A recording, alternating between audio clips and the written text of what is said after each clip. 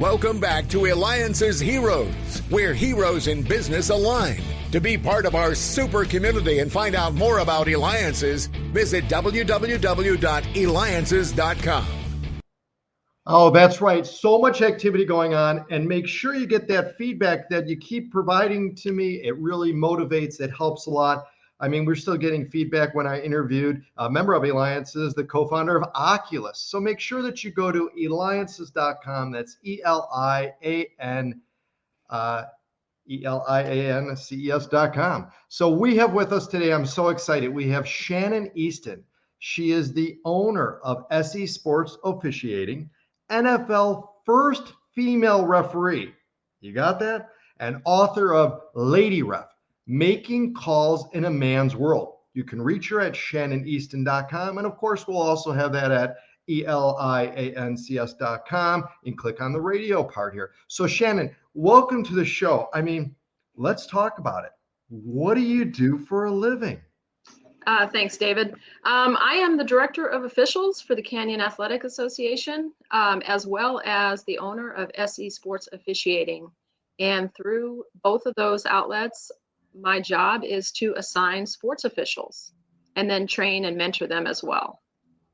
Fantastic. So tell us what it was like becoming the first, paving the way, the first female referee in the NFL.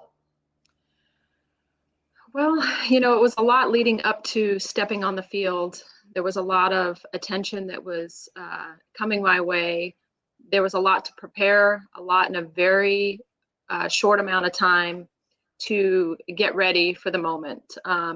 So really leading up to it was probably the hardest part. The easiest part was when I actually got to step on the field and finally be where I felt at home. And that was when I got to make the calls on the field. So great experience for sure. Yeah, I think it's, I mean, I have never been a referee, but I think it's such a very challenging, and people who haven't, you know, that it's such challenging because you're watching and you've just got a split second to be able to decide the call, right? You have a little more time, I would say, in football to process a play than you do in basketball. I've officiated both, and basketball is a little quicker. Football, there's a little more time to process what you see and decide if you want to throw a flag or pass on a play. So, yeah. So if someone wanted to get started in the field, how would they go about, where would they begin? There's a lot of ways.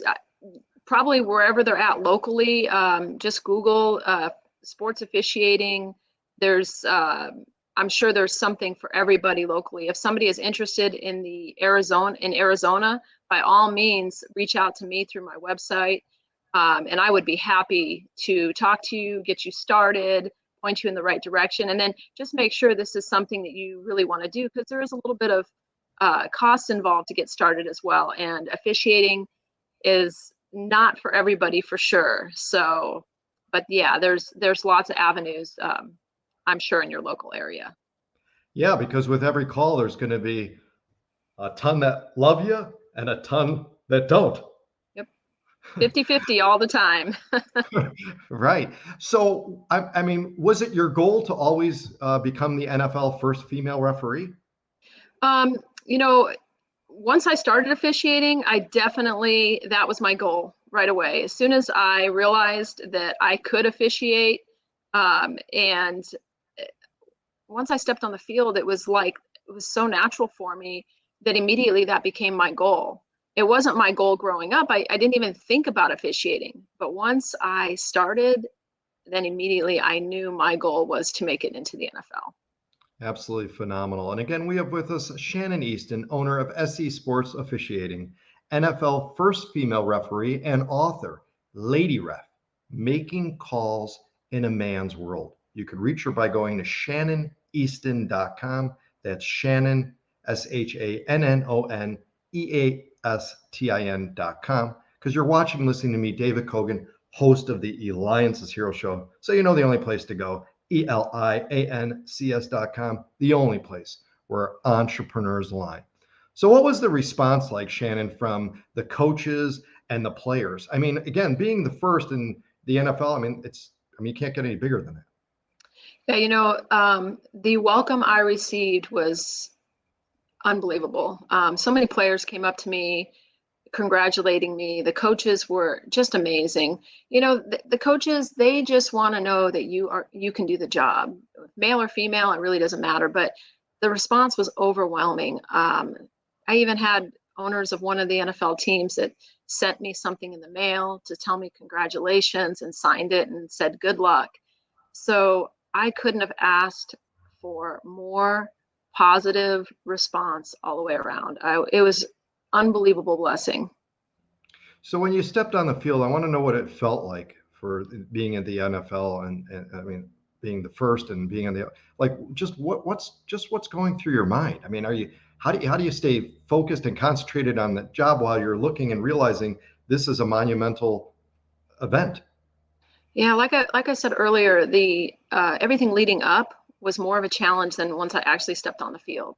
Because once I actually stepped on the field, there's no choice but to focus on what you're there to do.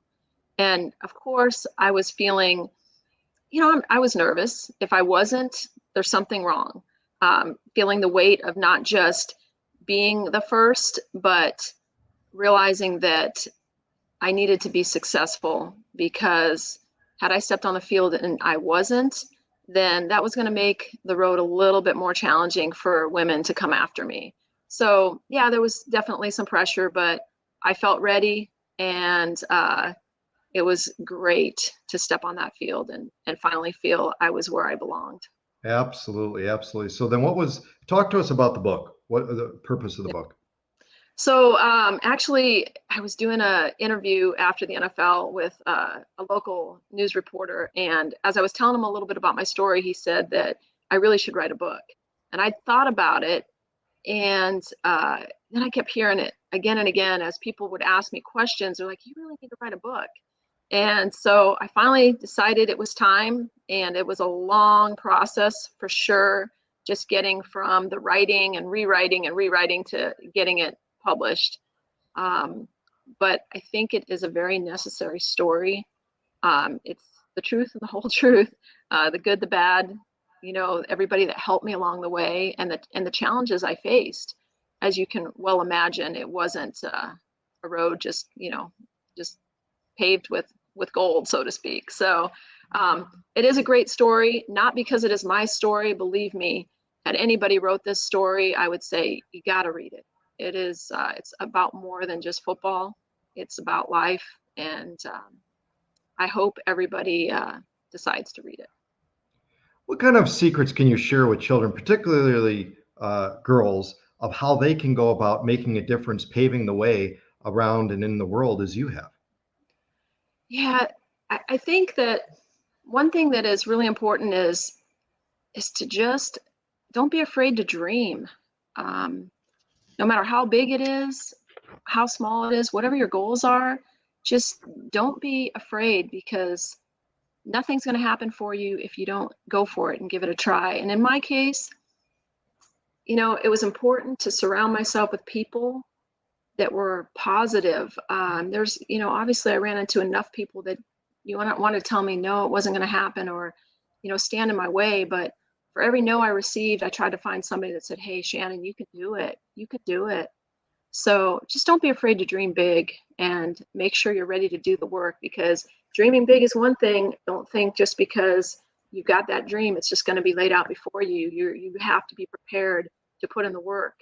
And unfortunately, in a lot of cases, you're going to have to work harder than the average man. And that's a challenge that you have to know going in, and you have to accept that challenge and just be ready, like I said, to work hard. That's great. Well, Shannon, you have certainly broken down barriers to follow your dreams in officiating and are inspirational to others. That's right. You're a hero. Shannon Eastin, owner of SE Sports Officiating, NFL first female referee, and author of Lady Ref, Making Calls in a Man's World. Make sure you go to ShannonEastin.com. This has been David Cogan with the Eliances Heroes Show.